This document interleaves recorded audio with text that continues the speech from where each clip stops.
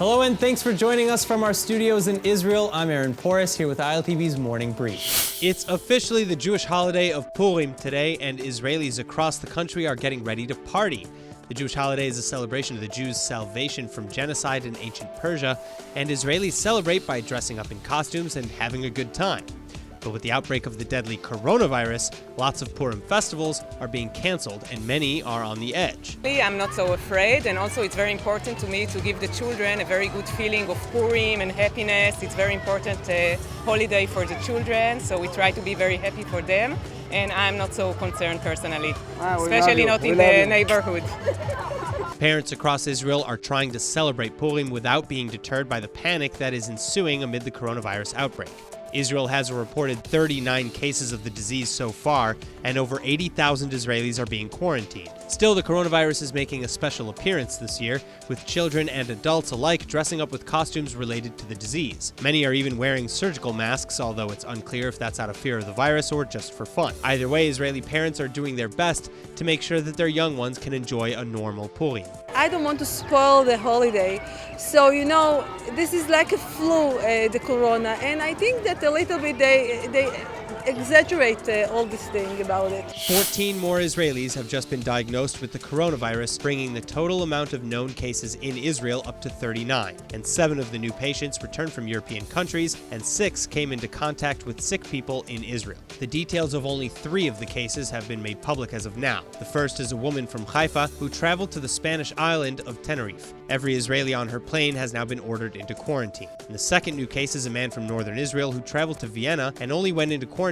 after taking the train home on March 5th. All those on his train are now being brought to quarantine as well for 14 days. Then the third new case is a 6-year-old man from Jerusalem who came into contact with a French national who had contracted the virus. The case that is irking most of the country, however, is case number 29, a man from central Israel whose case is the first reported with an unknown origin. The Israeli health minister is now saying that it's likely that there will be an announcement later today that travelers from all over the world will then be required to enter home quarantine.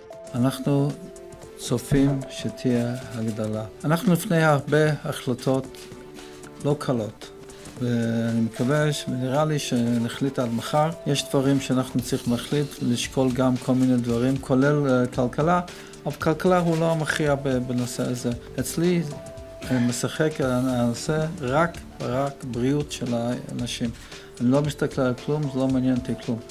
Now, Israel's transportation ministry has also just announced new directives for public transport throughout the country. Passengers are now banned from standing during intercity trips, and they're forbidden from sitting in the front rows of seats near the bus driver. Public transport will continue to operate as usual, though, although a manpower shortage may be an issue in the future. Now, with the current yet unofficial results of the election, both left and right-wing parties are claiming victory. But there are still some votes being tallied, and the Prime Minister's Likud party, for one, is holding out for a potential extra seat. Still, the Central Elections Committee is saying that there's no chance of that happening, including potentially fraudulent ballots, which are being recounted. There are only just over 1,000 votes left to review. Yet the Likud and other parties on the right are upwards of 5,000 to 7,000 votes shy of another Knesset seat. So in spite of the Likud's arguing to the contrary, the Central Elections Committee says these results are just not going to change. That means that the Likud is settled with 36 seats within a bloc of 58, opposite the Blue and White party's 33 seats within the center-left and Arab bloc of 59 to 62.